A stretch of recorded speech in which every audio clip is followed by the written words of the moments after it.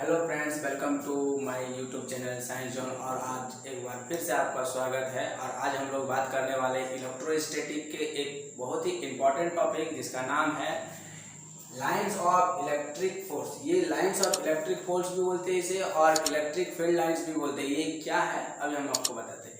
इसमें क्या होता है ना कि अगर कोई चार्ज पार्टिकल है जिसके वजह से इलेक्ट्रिक फील्ड प्रोड्यूस्ड हो रहा है, और उस इलेक्ट्रिक फील्ड को नोटेट करने या डिनोटेट कर बताने के लिए यूज किया जाता है कि अगर मान लेते कोई इलेक्ट्रिक फील्ड है, दैट इज कि इलेक्ट्रिक फील्ड कहीं एग्जिस्ट करता है, ठीक है, इलेक्ट्रिक फील्ड कहीं एग्जिस्ट करता है, तो उसको किसी इमेजिनरी पाथ से, इमेजिनरी लाइन से दिखाते हैं, तो इसी को बोलते हैं इलेक्ट्रिक फील्ड लाइन्स। तो सबसे इंपॉर्टेंट बात है कि ये इमेजिनरी लाइन है,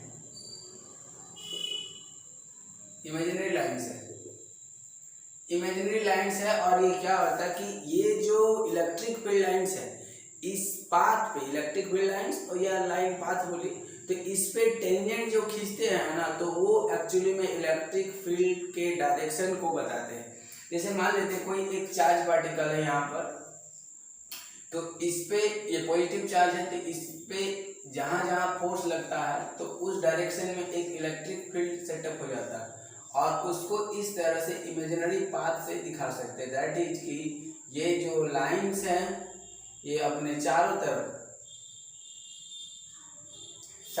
स्प्रेड होता है। तो ये जो इलेक्ट्रिक फील्ड लाइंस है ये निकल रहा है, तो याद रखिएगा जो पॉजिटिव चार्ज होता है उससे इलेक्ट्रिक फील्ड लाइंस निकलता है। और किसी भी पॉइंट पे, जैसे इस चार्ज के लिए इस पॉइंट पे, इस चार्ज के लिए इस पॉइंट पे इलेक्ट्रिक फील्ड का डायरेक्शन इधर ही होगा, ठीक है।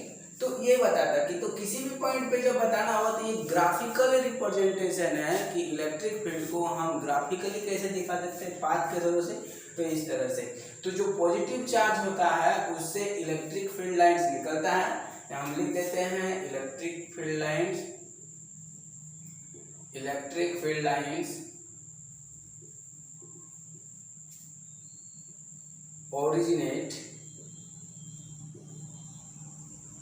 originated from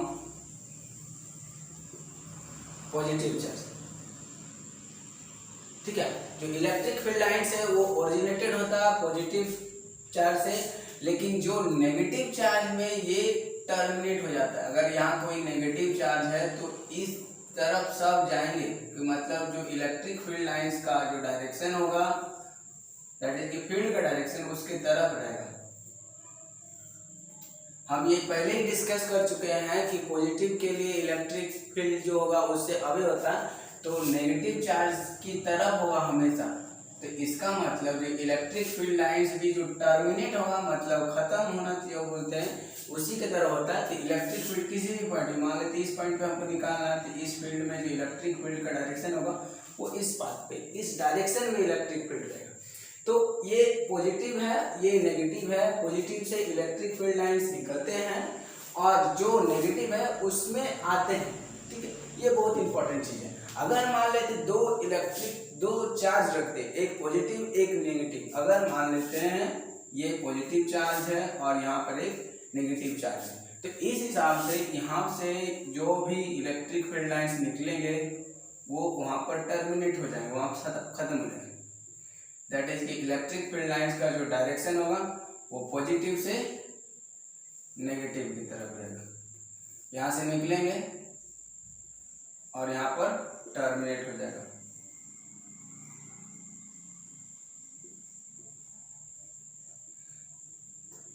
ठीक है, मतलब पॉजिटिव चार्ज से इलेक्ट्रिक फील्ड लाइंस निकल रहा है और नेगेटिव पे टर्मिनेट हो रहा है। अगर मान लेते कि दो पॉजिटिव चार्ज रख दे कहीं पर भी, दोनों सामने रखा हो, फॉर एग्जांपल यहाँ पर एक पॉजिटिव है और यहाँ पर एक पॉजिटिव है, तो इन दोनों के वजह से जो इलेक्ट्रिक फील्ड लाइंस ना कभी कट नहीं करता। एक बहुत इंपॉर्टेंट बात है कि कभी भी कट नहीं करेगा। इसमें क्या है ना कि अगर इलेक्ट्रिक फील्ड लाइंस निकल रहा तो ये इस दोनों को कभी कट नहीं करेगा, क्योंकि इससे भी निकल रहा होगा, इससे भी निकल रहा होगा।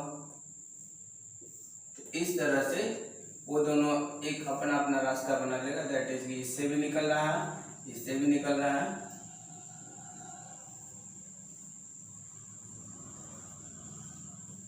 तो इलेक्ट्रिक फील्ड लाइंस आपस में देखिए कहीं पर भी कट नहीं की। ये भी पॉजिटिव था, ये भी पॉजिटिव था, दोनों के कारण जो इलेक्ट्रिक फील्ड लाइंस है वो एक जगह आने के बाद मुड़ जा रहा है, मतलब ये इसके फील्ड में नहीं आ रहा।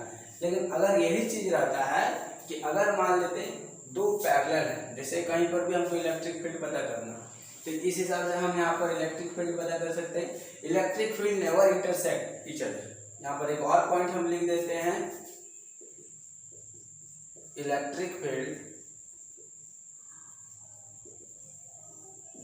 Never intersect to each other.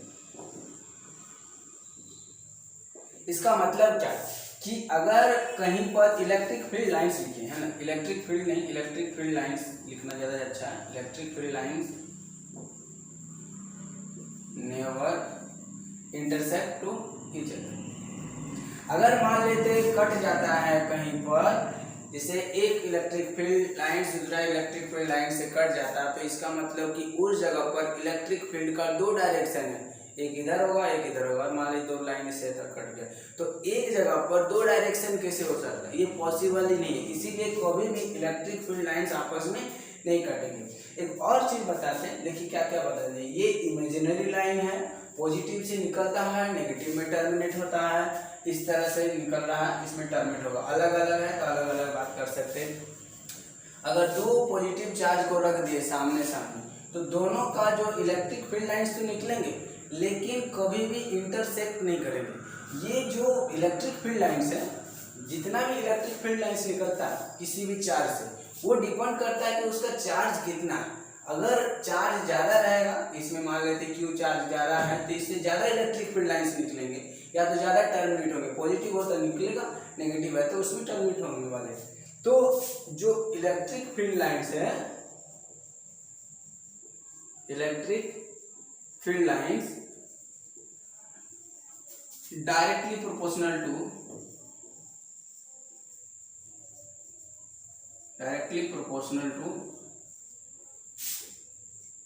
to the amount of charge.